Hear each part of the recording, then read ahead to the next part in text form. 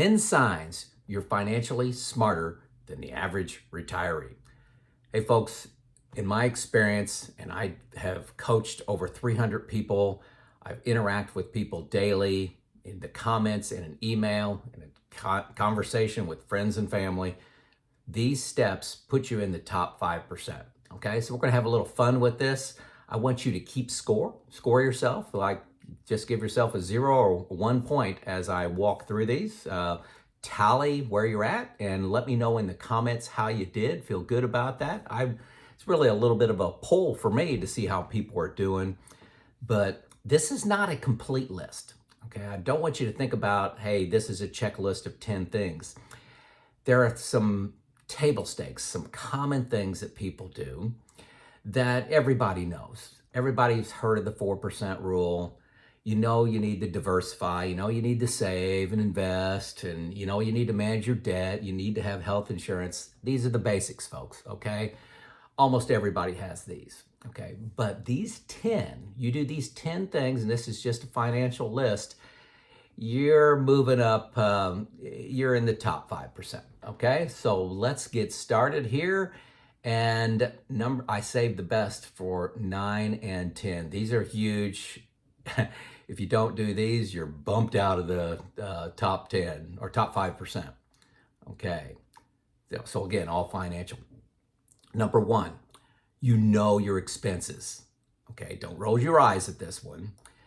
This is not an assumption. You didn't use a rule of thumb and say, I'm going to use 80% of my expenses that over the last 5 years. You looked at your expenses in retirement. You create an Excel spreadsheet line by line or use some software package. You included one-time expenses like buying a new car, putting a new roof on the house. You included go-go spending years, those years between the time you retire and like 75. That's what I use. When I have more time to spend money and do things, maybe it's travel, and some slow go spending where you may reduce that a little bit from 75 to say 80, and you may cut that number in half. So you know your expenses, you worked your expenses hard, okay? This is not an accident. I have this number 1 on the list. This is missing in at least 50% of the plans that I've looked at, and people just assume. So do you do a great job knowing your expenses? Number 2, you have a plan for sequence of return risk. So when I ask you, what's your plan for the market when it goes down for 3 or 4 years, what are you going to do? You don't have a blank look on your face. You know exactly what you're going to do. You give me that answer in 30 words. I use buckets. You know that I have bucket 1 for 0 to 4, first 4 years of expenses out of the market, bucket 2 in 60-40, bucket 3 in all stocks, okay? That's my plan. It's not a video on sequence of return risk, but you have a plan and it's thought out, not just assumed. Hopefully the markets go up. That's not a plan. Okay, number 3, you have money diversified into, let's say, pre-tax, so like an IRA or 401k. You have money in no tax, like in a Roth. You have money in a brokerage account, and you have money in fixed assets. You have money in all these buckets. This helps you be liquid. It helps you, first of all, be diverse in what you can do. Helps you with growth. You know, you got some in a long-term growth. Helps you with taxes. Keeps you calm in a high drama market. So it allows you several places to pull your money on what's best for you. You do this, you're pretty sharp. Okay? Next, hey, my name is Joe. I'm 59 years old, retired 5 years ago. And I'm here to shine the light on your path to retirement, talking about things that I was going through about 5 years before retirement, the actual retirement, and what I've learned in the last 5 years being fully retired. So that's what I'm trying to do here. Number 4, you have a routine cadence. That means a process for confidence to spend money and confidence in your long-term plan. You don't just put together your plan a month before you retire and then you don't look at it again for 30 years. You have spreadsheets that you've created. You use a comprehensive software package like I use New Retirement. You've heard me talk about that an awful lot. There's a link for 2 free weeks. First link you come to. I can't imagine my retirement without that. Check the notes for testimonies on that. If you have a New Retirement testimony, leave it. They're all fabulous. 99% of the people are shocked with that. I'll link a recent video on that. But you have a process you go through.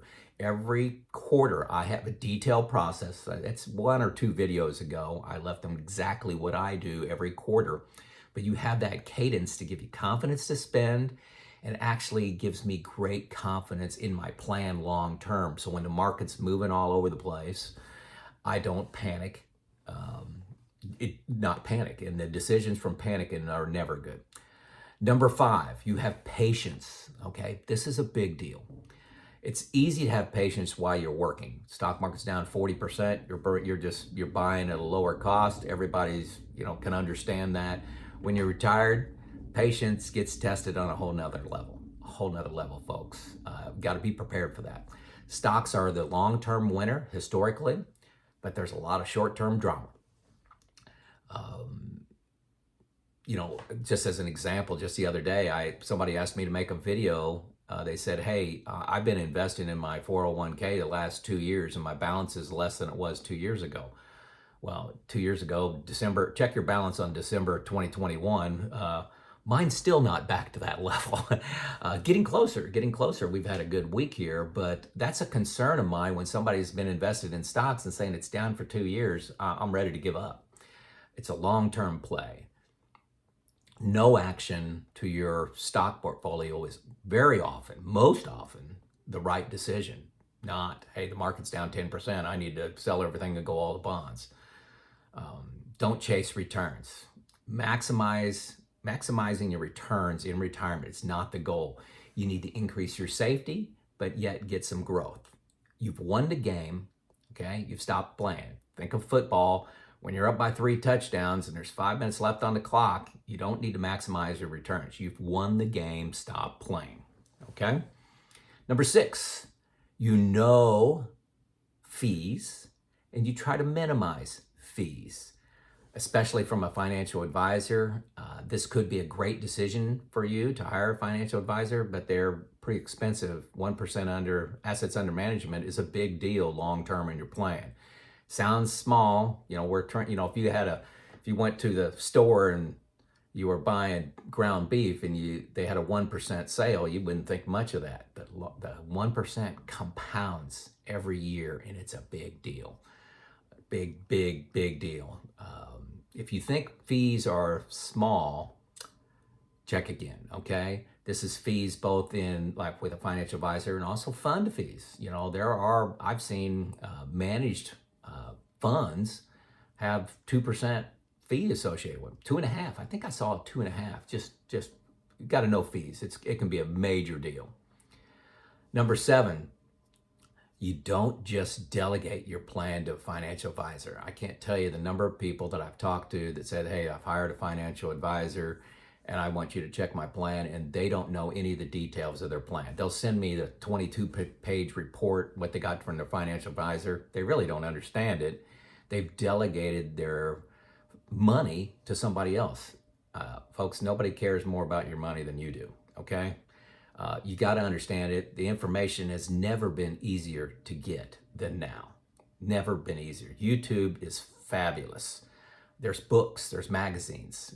Don't go to traditional media. Don't listen to CNBC, Fox, or CNN for retirement advice. Don't do that. YouTube is a great group of people out there putting out fabulous content. Okay, so where am I at? So don't delegate everything to a financial advisor. This is not saying a financial advisor is bad. It's saying you can't 100% delegate to them. You've got to know every line of that financial report, if you've got one, what it means, and you're paying somebody to help teach you. Okay, number 8, inflation and taxes are a big deal. A big deal. Don't just say, yeah, I'll think about taxes and inflation. No, big deal. Inflation, people could have easily, made that number 20 on the list until the last 2 years. But taxes are my number one expense in retirement. Okay. May not be yours, but they're a big deal. Doing things right can save you tens of thousands of dollars, tens of thousands. Okay. Not many budget items you cut $10,000 with. Okay. Number 9, your plan has been created, stress tested, and reviewed by others. So you have a plan. You created that plan. You stress tested. I'll talk about what each one of these means. Reviewed by others. Do not go it alone. This is huge. This is the number one problem I see with people is going it alone. Check your ego, folks. Don't say, hey, I can handle this. I can do this. I'm an engineer. I know how to make Excel spreadsheets. I know how to create a plan. Spreadsheets are filled with errors, omissions, and assumptions. Okay. This is firsthand experience. I thought I was better than this. Okay. And I still have one spreadsheet that I use in my retirement. And I would say probably the last year, I haven't found an error in it, but I've been retired 5 years. The first couple years, I'm like, oh my gosh, I should have added this in here, or I forgot to multiply that by to take the taxes out of that when I was taking money out of my IRA. I didn't pay taxes on this cell. I did it 2 cells too late. Now, maybe you were just sitting there saying, Joe, you're an idiot. Okay, but if you assume that your spreadsheet has 0 errors in it, I'm not sure I'm the idiot. Not to call everybody names here, but that's not smart. And assumptions are a big deal. What do you put in there as assumed interest rates, assumed inflation? You gotta have it reviewed by others. I have a retirement group that I review things with. I have a free financial advisor that I also use. Okay, I've talked about that before, but I don't make any decision with my assets without running it by my retirement group. 0, none. These guys know all my expenses, all my accounts, and my whole plan, and they tell me what's good and bad about the decision I'm trying to make.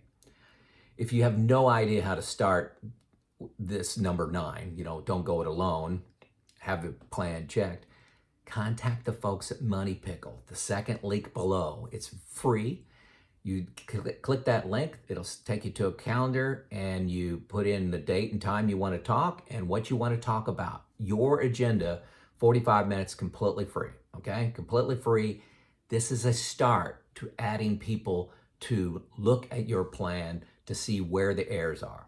And that could be what you say, say, hey, I want somebody to look at my plan and find the errors and mistakes. What are the top 10 mistakes people make from your perspective? Here's what I got for my investments. Here's what I got for my expenses. What am I missing? Okay. You can do that free. Okay. Stress test. Okay. Stress test is a big deal. This is all under 9 under your plan. You use a comprehensive software package like New Retirement, you model early death. Everybody's worried about, hey, I want to live to 90 and my expenses, do I outlive my money? Yeah, but what if one of you dies early? What does that do to your plan? You're filing as a single tax filer and you lose half your Social Security. Could be. Okay, you will lose some of your Social Security if you're a married couple, but how much is tested. Inflation, put in higher inflation, put in lower inflation, put in higher returns, lower returns. New Retirement does this automatically for you. One-time expenses, do you have that in there? What if you have some surprise one-time expenses that come up? Unexplained $5,000 a month, or not a month, a year. What does that do to your plan? Find where it fails, okay? Look at timing of Social Security with facts, not emotion. A lot of people just want to take Social Security at 62. Well, what does your plan look like if you just move it to 67? This is the number one mistake, this category. Going alone, not stress testing it, assuming you don't have any errors in a homemade spreadsheet you made. That is huge mistake in my mind. Okay, number 10. And this is the second biggest mistake people make. What is your plan to prevent you from making emotional decisions? Now, again, don't roll your eyes on this one. You folks that are working, You've managed your investments for 35, 40 years. You're going, come on, Joe, I haven't made any emotional decisions yet. You've got a job. You've got income. Once you stop that money train, you unplug the money machine, and you have to live off those investments, guess what? It's game on, okay? Gets a lot more stressful, and you got to have a plan to combat this. Otherwise, the first time the market goes down 40%, you're going to panic. What do you do so you don't panic? Or if you do panic, okay, the first thing I do is I call my retirement group. I call my financial advisor, or I do something else. There may be another solution out there. I'm telling you my solutions, okay? Again, check your ego, folks. If you think you can do this by yourself, you can't, okay? I have discipline in my quarterly process, in addition to having my retirement group and Neil, my financial advisor I talk to. I use discipline every quarter. I'm going through an analysis, and I spend a lot of time on YouTube and reading and talking this subject matter, so I educate myself constantly.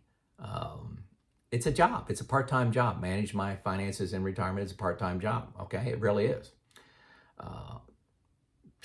YouTube. I can't say enough about YouTube. That's where I get most of my information. There's fabulous financial advisors putting out content that I just love. But it does take time. So again, hey, there are my 10, okay? 10 things that make you in the top 5% of people considering retirement financially. How did you do? Let me know in the comments how you did. Did I completely miss something that you think is a big deal that only a handful of people, the top 5% of the people do? Again, I wasn't including some of the basics that everybody does. This is what makes a good plan great, or good retirement financial plan, what makes it just one of the best, okay? Let me know where you're from. It's Joe out.